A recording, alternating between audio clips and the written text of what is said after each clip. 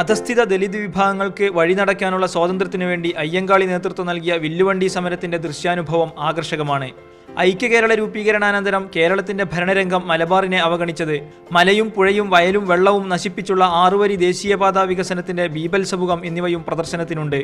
Solidarity നിർദ്ദേശിക്കുന്ന ബദൽ ഊർജം, ജലസംരക്ഷണം, ട്രാൻസ്പോർട്ടേഷൻ, ജലശുദ്ധീകരണം, ജൈവ കൃഷി തുടങ്ങിയ മേഖലകളിൽ സോളിഡാരിറ്റി നിർദ്ദേശിക്കുന്ന ബദൽ മാർഗങ്ങളുടെ പ്രദർശനം കൂടി ഈ എക്സിബിഷന്റെ ഒരു സവിശേഷതയാണ്.